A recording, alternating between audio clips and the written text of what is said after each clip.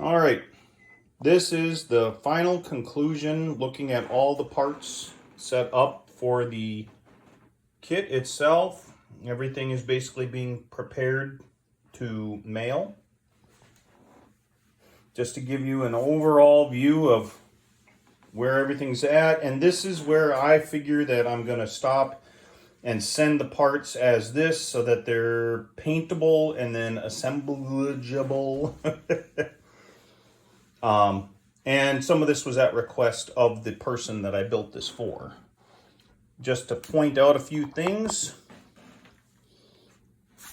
Leftovers, string, tubing, pins, fittings for the, oh, gotta go over here, sorry.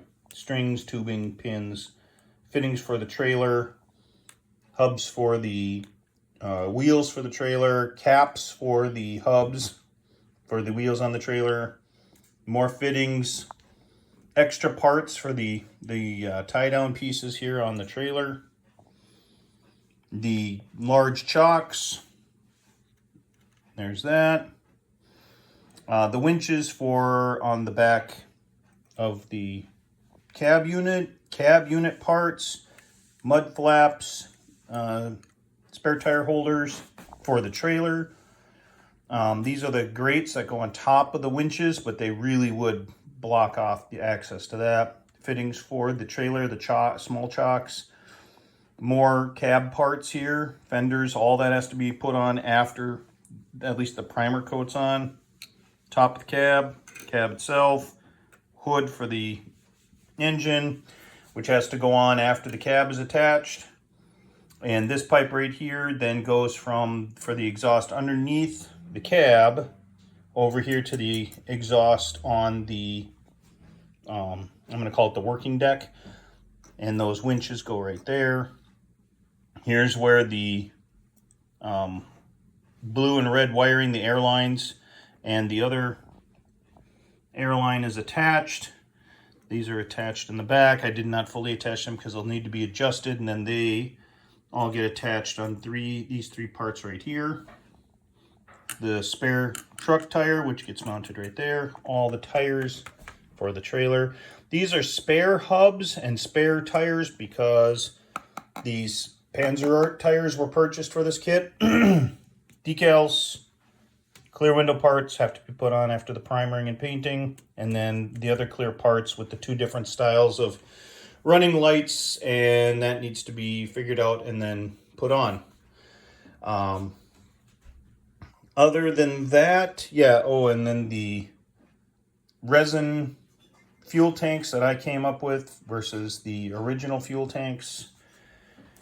So this is your general overview. What are my thoughts on this kit? Honestly,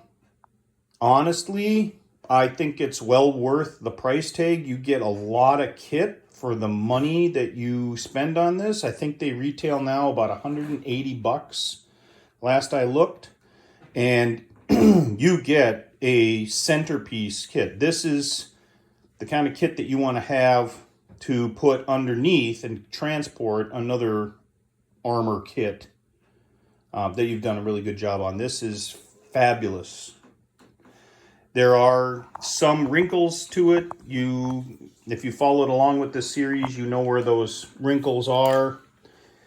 Things like adding on all the tubing for underneath the traveling deck. The problem with how do you chain down these two ramps.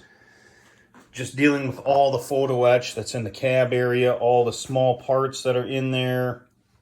So a lot of the problem is that people have said, you know, I want a really well-detailed kit, something that I don't have to scratch build a million parts for.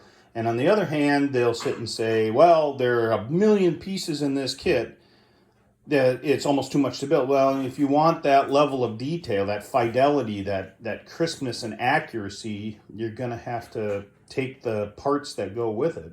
And that's just kind of the way it is. Now, 3D printing might make that a little bit easier, adding all that detail in one piece. So, you know, keep a lookout for stuff like that. But honestly, you're getting what you pay for with this kit. You're building a tank transporter that, even if you built it out of the box and didn't add anything to it, is going to look fabulous. It's definitely a centerpiece type kit.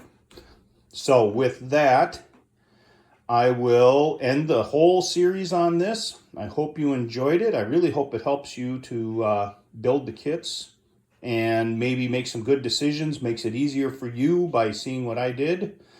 And if you have any questions, feel free to contact me through the comments section. Otherwise, I'll see you next time doing something else.